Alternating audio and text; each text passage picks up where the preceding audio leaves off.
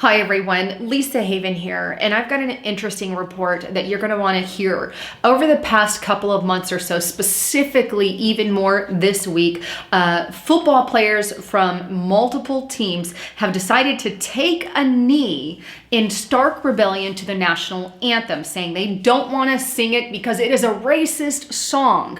And that has been their stance. Now, Donald Trump even responded to these NFL players.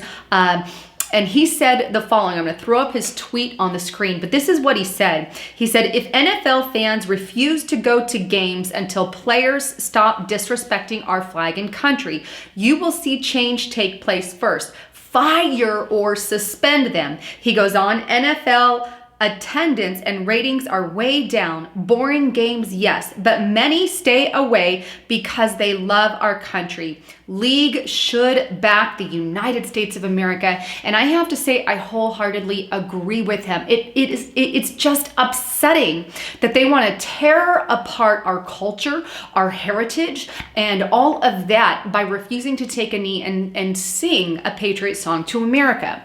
Now, in that, I agree because it is part of our history. Let's ask the question, why is it that these people think that the Star-Spangled Banner is racist? What is the actual racist comment or slur to the Star-Spangled Banner that they are referencing? And that's what I want to address right now. Okay. So why was the national anthem written? Well, for starters, Francis Scott Key is the author of the national anthem. He was a prisoner on a British ship at the time that he had written the national anthem. But the reason that most people take issue with it is because of the background of it. And that's kind of what I'm going to share now. So Francis Key was an aristocrat and a city prosecutor in Washington, D.C. He was like most people of his time, not against slavery. He just thought that since blacks were mentally inferior, masters should treat them with more Christian kindness. Keep in mind, that was the mentality of the time, not my view. That was the mentality. But he also supported sending free blacks, not the slaves, but the free ones, back to Africa. But he also was pro-slavery, anti-black, anti-abolitionist as well. Those were his political views at the time, which were widely held by those at that time. Moving down a little bit, in August 1815, the Battle of Bladensburg, where Key, who was serving as a lieutenant at the time, ran into a battalion of colonial Marines. Now, who were they? Well, the British offered any slave there. They said, okay, if slaves want to fight for the British Army there, then anybody who chooses to fight for the Army, you're an American slave, right? And if you fight for us, we'll give you freedom. So that's what the colonial Marines were, is black slaves who fought for the British Royal Army in exchange for their freedom. So they kind of switched sides and said, yeah, I mean, if I had been a slave at that time, then I would have joined and fought for my freedom as well. Anybody would. And so some of the people on, American side saw that as a stark rebellion of the slaves. But that's kind of the history of what's going on as of now. But it was during that battle, the Battle of Bladensburg, where Key, who was lieutenant, got basically trampled on, massacred by the slaves and the British people at that time. And he also saw some of those slaves attack the city who were fighting for the British, and saw the Library of Congress burn, same with the Capitol, the White House, and those kinds of things. So he developed negative feelings. Moving on a little bit, a few weeks later, Key begged for the release of his friend William Bean, who was aboard the British ship at the time, where he was. When he boarded that ship to ask for his friend's freedom, they granted it, but they made him stay there and watch as they bombed Fort McHenry there in Baltimore, where the Americans were at. And so he was forced to watch the battle of what was going on. Well, it was a very bloody battle, and when the fog cleared, there's the American flag still standing. So that was a sign that the Americans had won the war.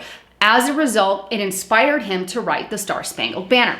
So again, what's the fuss now? Well, there is more verses than what is normally sung. Normally we just stick with the first couple of verses, but there's another verse, the third verse specifically, that people take issue with because it has negative connotations, according to them, that are racist in their opinion. So remember, he had a lot of harbored bad negative feelings against the colonial Marines there, the black people that were fighting with the British. And so this is what he wrote in the third verse, and you can Google this as well, but it says, "And where is that band who so valiantly swore that the havoc of war and the battle's confusion, a home and a country should leave us no more?" And this is the verses next. "Their blood has washed out of their foul footsteps pollution." Talking about the blood of the British washed by the blood of the slaves. "No refuge could save their hireling and slave." So the slaves couldn't be saved by the British. That idea, "From the terror of flight or the gloom of the grave, and the star-spangled banner in triumph do wave over the land of the free and the home of the brave." This is why we often leave out that third verse. But in other words, what they say Key was saying is that the blood battle of former slaves and hirelings on the battlefield will wash away the pollutants of the British invaders.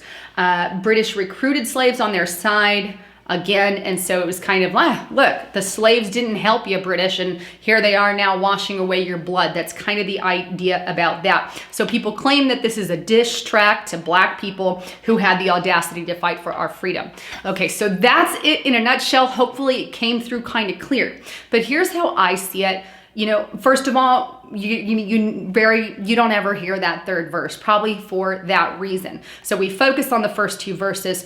Second of all, it is a history piece. We were fighting against the British, and they had gone against and fought with the British against the American, which, like I said, if I was a slave at that time, I would have done the same because they deserve freedom and they are free today. But it is a part of our history. It is a part of our culture. And that's why I stand with Donald Trump on this. And, here's the thing, if we're going to put it that way, why not call this racism against the British, right? Why not say the British were mistreated, and, why not paint the British who we were at war with as the enemy? I mean, it's gone into Looney Tuneville, in my opinion. And if there's a compromise, take out the third section if that's it, but don't make it as like a stance against America. And many of them are trying to say in the NFL that they're not standing against America. Well, it is a little bit, because you're saying I don't agree with some of the history. It's just history. It's history. It's what happened. It's not a racist thing. I love every race, creed, color, religion. I am not a prejudiced person. Never have been. I have friends of every race, creed, color, and so do many of you out there. So they're really blowing something out of proportion, in my opinion, and expanding it bigger and bigger and bigger until our history is erased. And it's like George Orwell's 1984, which is what comes to mind. Let's erase history so they have nothing to do with the do. And where does it stop? It's not going to stop at the National Anthem. They're already pulling down Robert E. Lee statues. They're going after Washington just because he was a slave owner. It's loony bin. That's our history. It's an unfortunate history. I wish a lot of it didn't happen that way. I wish we never had slaves. Slaves, however, have been a part of time since biblical times. And when we go back to Egypt, the Israelites were slaves. Different people of different colors have been slaves throughout time. We go back to Chinese and Japanese and internment camps that we had during world wars here in America. Why don't we go and tear down all the concentration camps in Germany because it represents torture against a Jew? Let's just rip it down, right? That's the idea. And it's like, look, there's negative things that happen in history and positive things that happen in history. We need to understand that as a culture going forward, as who we are. And we can't say, let's ignore that part of history because it's negative. No, we need to take it, learn from it, and move past it. And that's just my heart on that. Maybe some of you disagree, and that's okay. I don't expect everyone to always agree with everything. But if I'm going to tell you everything about the national anthem and what it is about, I'm going to tell you the full story, because that's who I am as a reporter. But I still stand, and it is a patriotic song, and right now it represents our great land, and it represents, from the song, the flag that still stood at Fort McHenry, who beat the British that day, who were able to stand up. And remember, if you were in Key's position, Francis Key, and you were standing on that boat staring at that flag, and you think, wow, that's my country living in the moment. And so you have to remember, it was during war. War is never pretty. It had to do with war. That is what's at the root, not this racism and racist thing. It was simply war and a battle that was fought in America. So please share this far and wide. And I'd love to hear your comments below. What are your thoughts? What are your feelings? But like I said, it's upsetting to see all these NFL players take a knee when we're singing a patriotic song about the love of America. And we're not even into the third verse. I mean, come on. And then others who stand in solidarity on the ball fields, locking arm in arm in arm in order to go through with that. So just something to think about. But I love the heck out of my country, and I stand with Donald Trump on that one. Anyhow, wanted to bring you the latest on all of that.